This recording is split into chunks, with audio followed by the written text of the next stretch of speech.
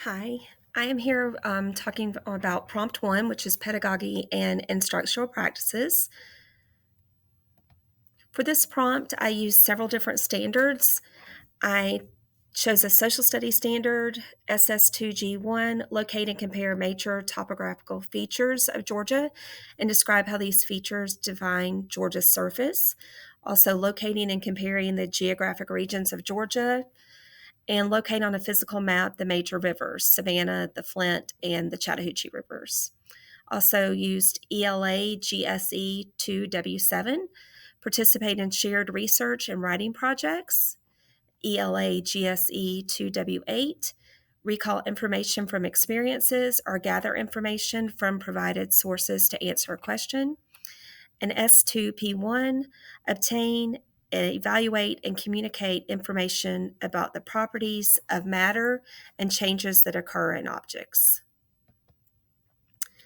Student content knowledge. In this lesson, the students will learn to identify the different features of the regions of Georgia. They'll compare and contrast the 5 regions of Georgia.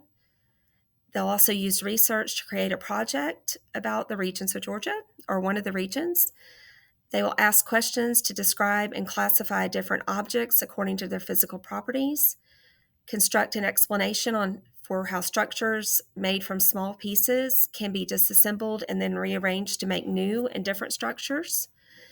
The teacher content knowledge that I need for this lesson is I need to have understanding of the curriculum standards and what I need to teach. I will need to understand the different type of learners I have in my room and what their needs are. I will need to know their prior knowledge about the state of Georgia and the properties of materials. Differentiation is a buzzword heard throughout educational settings. It is a way of teaching that will meet the needs of all the learners in a classroom who have different needs and interests. The instruction will have different activities, assessments, and even content. Differentiated instruction will give each student the individualization they need to be successful in the classroom. It is student-centered, but it doesn't mean that the classroom is loud or chaotic or overrun with students leaving their seats. They all have work to do and they all have a goal to meet, so they should be on task, and that's the teacher's job to make sure that they're staying on task. If you want to, you can click right here to see a paper I wrote during my graduate studies about differentiation. Pedagogical content knowledge is when a teacher uses her content knowledge and her knowledge of her students' learning styles and abilities to create engaging lessons that support their needs in a supportive classroom. I demonstrate this in my classroom by creating lessons that are interesting to all the students in my room, no matter what their learning level or ability. I take the time to get to know my students and how they learn. It's really important to me that I make sure that that I'm able to meet their needs and their abilities, and that there's not a level of frustration. I wanted to talk about 3 different instructional approaches: inquiry-based learning, project-based learning, and direct instruction. First, inquiry-based learning is when students engage in a learning process and it gives them real-world experiences. Connections are made through exploration and higher level questioning. There's active learning and it's student centered. There's not a lot of textbook going on in inquiry based learning. Direct instruction is teacher led and directed. In this approach, the teacher is giving the instruction and presenting. When using direct instruction, it's important that the teacher utilizes planning and monitors the impact of the lesson for her students. I do use this method, especially when I'm teaching phonics and spelling. It's important that, sometimes it's just the type of way that you have to teach, but it should not be the way that we always teach. Project-based learning is a strategy that I use in my classroom when I want to engage my students in learning content from the curriculum. I really enjoy project-based learning. This method is student-centered, and the students learn by being engaged in projects that are meaningful, can be complex, and address real-world issues. Project-based learning takes place over time and helps the student to engage in asking questions that have meaning to them. I have had my students using project-based learning to learn about the 5 regions of Georgia, the research human impact on the environment, and to learn about weather. If you want to click up here on this link, this will take you to a paper that I wrote about project-based learning and technology. Teaching strategies. How do the strategies and approaches I selected address learning for all academic levels in my classroom? These strategies that I use in my classroom work for all the areas because they give several different opportunities for the learners to be successful. When I use inquiry-based and project-based learning, there's more time for peer collaboration. Students are more engaged and they're actually a part of the learning experience. So for my lower level learners, that really keeps them more on task because they're wanting to be involved in the process.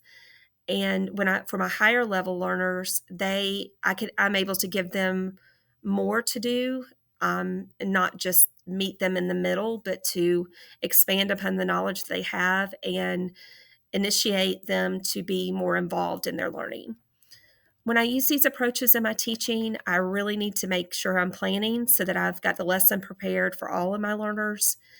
I facilitate the lesson by walking around the room, interacting with students, and I use this time to ask them questions, make assessments, and be available. It also allows me, when I use this type of strategies, to pull a smaller group apart and work with them, whether it's to boost their learning or to engage them in a higher level of learning. How do the strategies and approaches I selected help manage behavior in my classroom? When we're doing inquiry-based learning, the research and collaboration gives the students more time to walk around and talk, and that kind of gets the wiggles out. I've got some very energetic students this year, and if we're constantly sitting in our seats, then I've lost them. So this learning approach helps keep behaviors to a minimum because they're on task and they want to work with their peers. The students, I remind them constantly of our classroom procedures and routines before we work on a project, our groups, and during the time. And at the end, I remind them of how, like, this worked well. I appreciate everybody's cooperation. We were able to get a lot of work done. If the noise level becomes too loud, I use signals to quiet them down, and we kind of just start over. Here are some pictures of some evidence that I've used through direct instruction, project-based learning, and inquiry-based learning.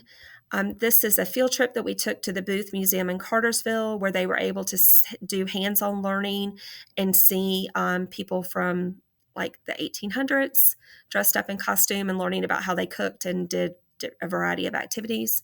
This was a field trip we took to Cartersville, also to the Science Museum Tellus, and it talked about the change in landforms. So they were able to see and actually work hands-on, and things that we had learned in the classroom about the changes in land, they were actually able to put it to task. Here's some more direct instruction in a small group, doing some phonics lessons. Here is some collaborative working together for a project-based learning activity. And here's a little bit of direct instruction where we were talking about a region and we did this as a class on.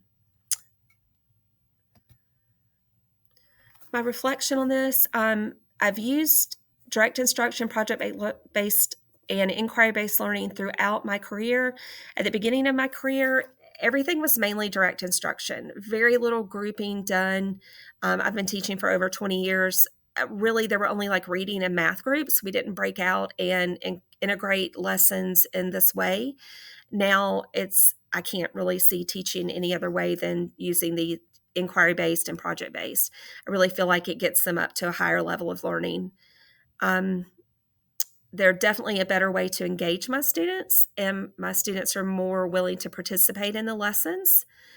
When they have a project, they're excited about it. They'd rather do that than just sit in their desk and learn from a book. Project-based learning and inquiry-based learning allow me to give my students choices to show the outcome of their learning. Inquiry-based learning gives me the opportunity for small groups and collaboration. I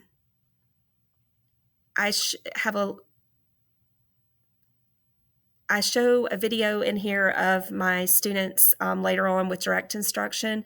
They're still engaged because I'm bringing them up to the board, but they're still definitely more of a need for less direct instruction throughout the day.